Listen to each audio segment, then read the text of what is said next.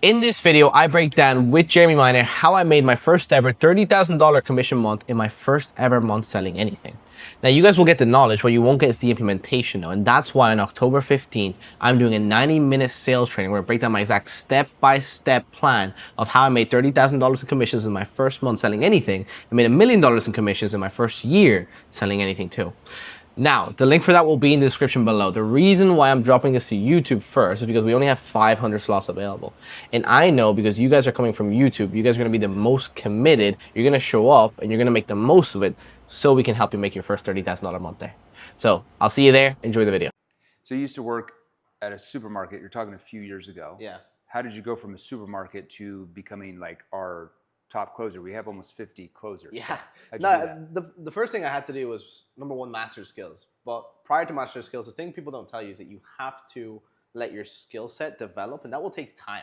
Yeah. It's not 1 week that will just like magically become a master of sales. It takes time. So for me, I had to let my work ethic overcome my skills. And at the beginning, I was working from like 6 to like 12 p.m. That's insane. Yeah. So you're putting in the, so in the beginning, it was more numbers while you were learning the skills. Exactly. And then as you learn the skills, the numbers, you know, you didn't have to work as much, 100%, right? You go from working, that's crazy, 16 hours a day to, you know, back down to 8 or something like that. What do you feel like, what were maybe a few skills that you've even learned from me recently, maybe in the last couple of weeks that have helped you?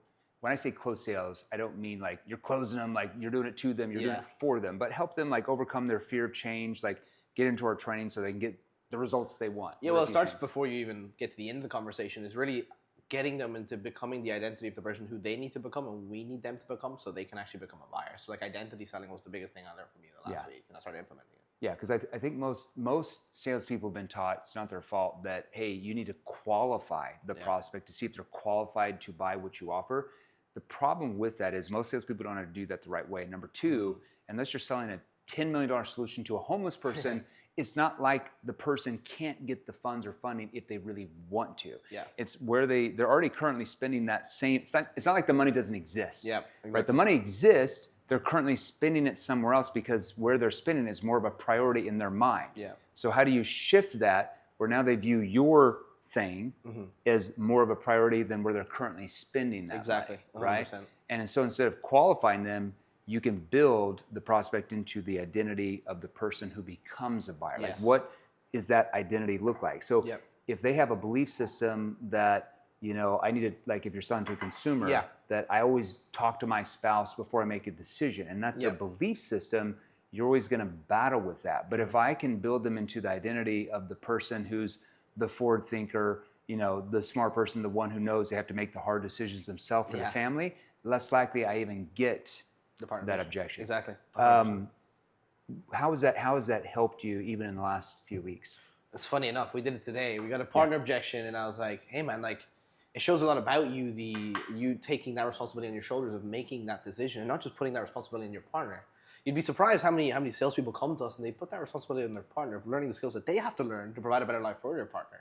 Because no, I'm definitely not like that. I take that responsibility on my shoulders. And at the end, we never got that objection. Yeah, see how that works, right? So see how he took him into like an identity of like, you know, hey, your spouse, she's lucky to have a partner like you that's that responsible and knows that you have to make the hard decisions to provide for your family yourself. Exactly. You know, see, nobody's going to argue with that. He's not like, no, that's not me. I'm not responsible. I'm not the one that knows I have to make the hard decisions for my family myself as a provider. I talk to a lot of salespeople. You'd be surprised how many of them, like they like put that responsibility on their spouse's shoulders, even though they're the ones that's supposed to learn the skills to provide for them. You know what I mean? Yeah. And no guy's going to be like, no, I'm not. No, I'm like that. They want to go away from that identity. Yeah. They want to be responsible in the identity. They just have never thought about it like that. And then at the end, you know, you finish off the frame like, you know, I mean, for you, like being that responsible, like knowing that you're responsible for your finances, for your family, like getting to a higher level. Is that something you were born with or something you had to learn? Yeah. So it doesn't matter if they're like, I've always been that way, or like, no, I had to learn it. They're strengthening that new identity of who. Yes. And they're buying into it now. Yes. And they're becoming that person. And we're not doing that to them. We're doing that for them. Yes. Because if we don't do that for them, if they don't buy what we're offering, don't change. Like 100%. they don't get the results they want. They just stay where they're at. The Yeah. problems stay the same. You started with 0 sales experience. Yeah. And a year and a half later, you're the #1 closer at 7th level. You know, making, I don't know what you make, 70 grand a month or whatever. Yeah. Congratulations. How did you do that with no experience over other people that might have some experience? Yeah, I think there's a couple of steps that I really like started at the beginning. Number one was obviously making sure that I was, from your mistakes, successful people's mistakes, learning from their mistakes and not making those same mistakes. Yeah. Because why would we take that path? So I really like took mentors along the company and like really clinged on to them to learn the skill from them. Yeah. And secondly, I started doing this thing that we call RGA, which is revenue generating activities. Yeah. Like what you were saying is that when you were working, you weren't just working 6 hours a day. You were working 8 hours of money making, producing activities. Yeah. So that's what I started taking on. And every single day when I was doing work, it was like something that will generate me more revenue. So I didn't just have the leads in front of me. I had leads that I'd also bring in through referrals, follow-ups, upselling, all these different things. Yeah. Well, I think a lot of salespeople do it because a lot of salespeople are like, I'm working 12 hours a day. Yeah. And you're like, are you? You're actually only working about 4 or 5. Because if you're not doing some of the income producing activities, that's not really helping you, especially if you're a commission only salesperson. Exactly. Like checking your emails all day, checking social media, 2-hour lunches, like you don't make anything if you're straight commissions. Well, another thing about that is like you have to also know how to prioritize the right things of what you're doing that will make you the most money. A lot of people just go into their day and they go into their day like, oh, now I'm doing some revenue generating activities. No. Every day you should know what's the #1 priority, #2, #3. You should already know before you like wake up. So that's why I always say I learned this from Brian Tracy's my first event ever on sales. I was 21, just started, went to a Brian Tracy event. And one big thing that I learned from him, which was revolutionary for me at 21, is you do a to-do list every night before you go to bed. So literally Sunday through Thursday night, 100% I always do a to-do list. Sometimes even on the weekends, even if I don't work. But a to-do list, and I write down everything that I've got to accomplish, right? So when I go to bed, it's like subconsciously I'm still thinking of that. So when I wake up in the morning, I already know what I'm going to do. I don't get to the office and be like, what should I do? I'm not really sure, you know? And that's what most salespeople do, unfortunately. So you already have a competitive advantage right when you wake up because you already know what's going to happen. What would you say for maybe somebody new in getting into sales, or maybe you've only been in sales for 6 months, a year, 2 years? What was a big mindset shift you had to make going from supermarket kid to now you're sales, you're selling high ticket? For me, the biggest thing I learned was how to start making decisions and acting like the person who I wanted to be, not acting like the person who I was. Because to become that person, you have to start making decisions like that person. And as soon as I wrote down, like, what does that person look like? What does he do every single day? Started doing those things. Naturally, I started becoming that person. Yeah, you built yourself into the identity of the person who does get to the top 1% in sales. 100%. That's what you're doing. I always say Sigmund Freud, people do who they believe they are. So basically, people make decisions based off the identity of who they believe they are. That's what I always say. I was talking to you earlier. A lot of times, people who go through Alcoholic Anonymous programs, they have a lot of relapses in that because they continually say, I've been an alcoholic for 30 years. Or they say, I've been sober for 30 years. I've been sober for 30 years. Or I'm an alcoholic. I'm an alcoholic. So all you're doing is reinforcing the identity that you are an alcoholic. 100%. So what decisions do alcoholics make? They typically go back to alcohol. So they're reinforcing that belief system. That's why it's harder to work. But if I just decided, I just decided to drink is not good for me, and I do other things, I'm going to move away from that identity into the identity of the person who doesn't need it. Because I started believing it. Like, essentially, I'd go on calls, people would take me, oh, I'm making 10K a month. And I was making nowhere near that. But I would be like, I'm already at 30. In my mind, I was already at 30. I was already that person. So I didn't feel impressed. You didn't feel like, oh, I can't, how can I offer this guy, get him into our training programs if I'm brand new and I'm not even making as much as he is. Exactly. And a lot of people do that. And another thing was like making an investment in myself, because like what I realized is that you're asking these people to do it. You have to be congruent. If you're asking other people to invest in you, you have to be able to do the same thing and not be the guy who's giving objections at the end of the call. For example, when I bought my first Rolex, my first commission check was like $28,000. I made it was like 22,000 euros. I bought a $10,000 Rolex right off the bat. Wasn't the smartest decision. But I was being congruent to the person who I wanted to become, and I knew the next month I was going to make 50, and I did. Yeah, because you bought something a little bit more money, so now you put more money into it. And if we have like a more of our advanced training, a 9,000 thing or a 15 or 20,000 thing, you don't really bat an eye because you've done it yourself. Exactly. You've already spent the money. You've already committed to mastery yourself. How can you ask somebody to commit to mastery if you haven't committed to mastery yourself? 100%. It's really hard to do. I love that. Yeah. What was one thing, besides identity framing, what was one thing you learned from me that you've never learned from anyone else? Yeah, I think the Even heard of? Yeah, I think the biggest thing is the psychology behind selling. Like really understanding what you're trying to get out of a conversation.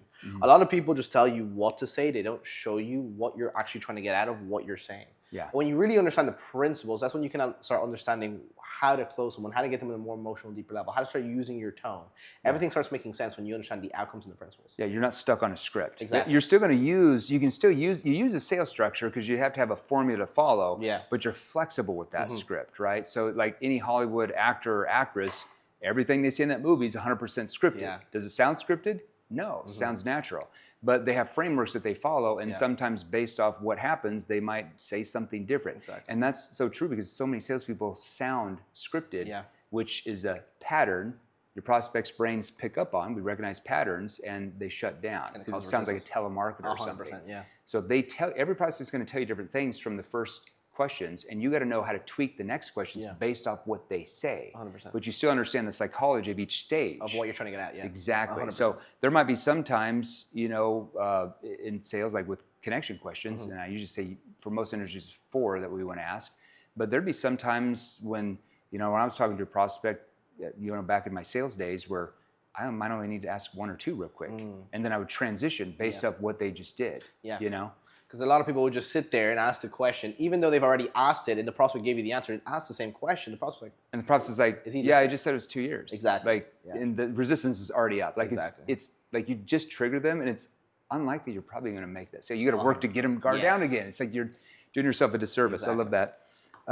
So what do you feel like is the best advice you could give somebody that's just starting in sales? Like, what would be your one piece of like, you need to do this first? Like, it all comes down to skill, as regular as that sounds, but it all comes down to learning the skill, mastering the skill, committing to mastering it, and putting the time necessary to do so. Yeah. And when it comes to, you have to realize it will not just come in a week. It's not going to be instant. You have to understand that it will be that delayed gratification factor where it takes time. Yeah. But because it takes time, you're going to have to put in the work to allow it to overcome your skill set for that time being. Yeah. For example, I work 16, 12-hour days. Yeah. And when I learned the skills, I could only have to work 6 or 8. Yeah. Your hours go in half and you sell way more, 100%. Exactly. And I think, it's probably one of the biggest reasons why so many people that are looking to get into sales get into our sales training programs, like mastery programs, before they even get the job, because they're smart, but they want to actually learn how to sell. Yeah. So when they first get on the phone or get in front of a prospect or whatever they sell, they actually succeed that first week and make sales. Whereas most salespeople just kind of get the job and then like, oh, I think I'll figure it out when I get the job, and then a month later they get let go because they don't know how to sell. I like to put it in 2 boats. There's the proactive people who get the training prior to needing it, so they actually are prepared for the situation. The reactive people who are the ones who wait till everything starts going down, like, oh, now I need training. And what profession can you do that in life? Like, None. You're an engineer, like, I'm gonna get the job on how to, I'm an engineer, I'm gonna get the job building bridges, then I'll learn how to build bridges once I get the job. Like, no, you have to learn how to build bridges before you get the job. Or like 100%. the military, like, I don't need any training, just drop me off in the middle of the desert, then I'll figure it out. It's like you're gonna be dead. So I always say that sales is the most important part of a business, because without sales, you can't pay anybody else, right? There's no salaries without sales. Why is sales so important for a business? For me, it comes down to, it's the most fundamental thing. Like, a lot of people's like, oh, let me invest 10,000, 20,000 in marketing and then stay at a 10% closing ratio. What they don't realize is you could actually invest way less in marketing with a way higher closing ratio and make so much higher profits. And the reason why companies have low profit margins is because they don't actually have the skills. Yeah.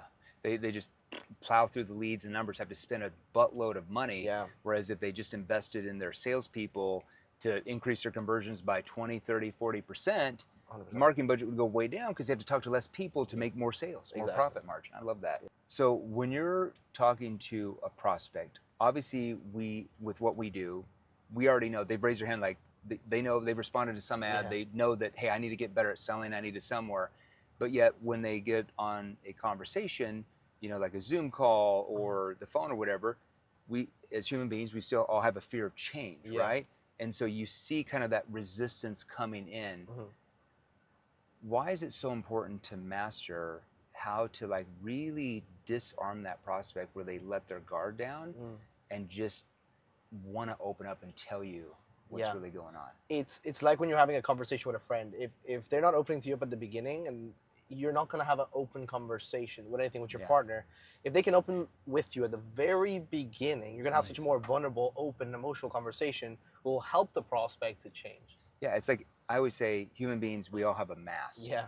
And as a salesperson, you have to master how to emotionally connect with that other human being where they remove that mask. And now you see the real human. And that's where that emotional connection comes from. That's really where the sales made. Because the quicker you get to there, the more open the whole conversation is going to be. Exactly. And they reveal everything, and then they're open to how you're going to be able to solve it for them. Exactly. That's really what I've heard you said.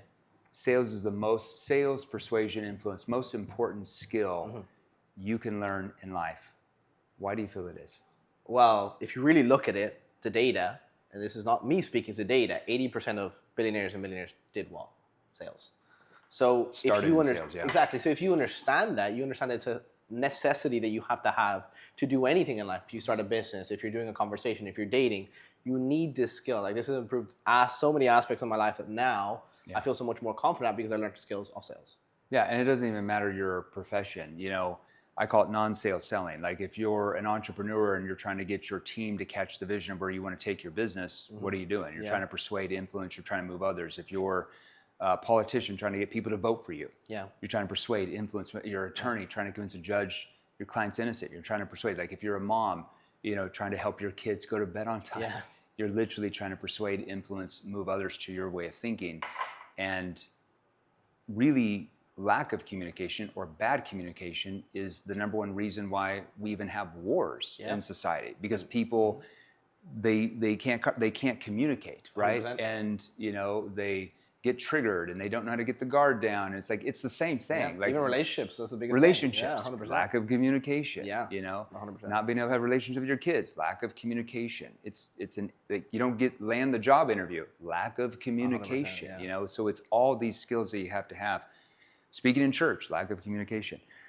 Most salespeople have been taught that in sales you need to just be really good at objection handling at the end and just battle objections. Why is learning how to prevent most of those happening in their mind, objection prevention, more important than objection handling? Yeah, it's so important because I like to look at it as like a bar, right? It's like the bar is this high and that's their resistance coming into the conversation. Once you prevent the objections, you can get it down to here or even all the way down to here. Yeah. Where if it's all the way up there, it's going to be so much harder to close them. And the way I like to look at it is like going skydiving. The longer they take to jump, the harder it becomes. So the longer you're in objection handling, the more resistance they're going to become and the harder it's going to be to actually close them because they have so much resistance. It's so true. It's easier because you don't have to emotionally battle. Because most salespeople get, like, even if you get halfway decent, you're making a couple $100,000 a year or something like that. But if you're constantly battling objections almost end of every conversation or conversations, you feel like you're in a boxing match. And emotionally, after years of that, you mentally get beat up. And most salespeople, that's why they get out of sales. They want to get into management or something. That's because they get burned out. If you learn how to prevent like 50, 60, 70% of those objections from even happening, you just get way more, you get way more sales, number one, but you get a lot of laydowns. And I remember my second career, I sold debt relief services to mainly SMB, some mid-level type of companies. And I remember about 6 months in, I became the top salesperson within about 6 months because there's a little bit of a sales cycle, about a 3-month sales cycle on that. And people were like, dude, what's this guy doing? Like, he must be lying. And they always say, he's getting all the good leads and all that stuff. Right. And then when the VP of sales would pull up the stats, I still remember this one guy because like I was outselling, we had about 250 salespeople in that company. I was outselling everybody. Like the person next to me, I was probably like 8 to 1 over him, if that makes sense. And he was actually doing pretty good, multiple 6 figures. And I still remember, like, they pulled up this data, and they're like, actually, no, because this last quarter, he closed this company, and this company. There's like 4 companies. He's like, this, and he pointed to that guy, he's like, those were your leads last year Oh. that you couldn't close. Wow. And I remember the guy's face was like, see, that's the thing, because we hear this all the time from clients, like we'll get a life insurance agent or a company and they're like, oh my gosh, the leads are horrible. It's horrible. And then like 6 months later, they're like, wow, it wasn't the leads. It was actually me. Well, my skills were bad. Yeah, the way I like to look at it is like, what is our job? Everyone thinks our job is to sell people. No. Our job is not to sell people who are coming in saying yes. Our job is to sell people who come in with the mindset of knowing you're able to reframe and shift their perspective into a yes. Yeah, I mean, for the most part, these people, unless you're cold calling, any type of outbound leads, inbound leads, anything like that, like they basically raised their hand. They responded to an ad saying help, but yet they still show up or they answer the phone. They're still a little bit guarded because in society, salespeople are viewed as lower status. So all I have to do is master how to get them to let their guard down because they already want what I have because they basically raised their hand. Yeah. And even in cold calling or door to door, you can still build that need because sometimes people just don't know what they need, right? Most prospects, when you get on a call, don't really know what they need. Yeah, 100%. And if you sell to if they're like, well, I think I need to do this, and you just sell to that one thing, you're putting yourself at a disadvantage because now they might go back and, I'll give an example. There's a big gold dealer company that we train out in California and precious metals dealer, and they get one problem and like, well, let us show you how we solve that. Like inflation, like, oh, you're looking to hedge inflation? Like, let me show you how we do that with precious metals. The problem is, let's say that prospect goes home at night, turns on Fox News, and they start talking about like, oh, inflation's coming down in the new administration. And all of a sudden, they're not going to buy or they cancel, right? But if I helped them find 2, 3, 4 other problems or reasons why they needed to change, even if they saw that, they would still follow through. 100%. That's the difference. Problem finding. I love that. Well done, man. Perfect. Congrats. Thank you. All right.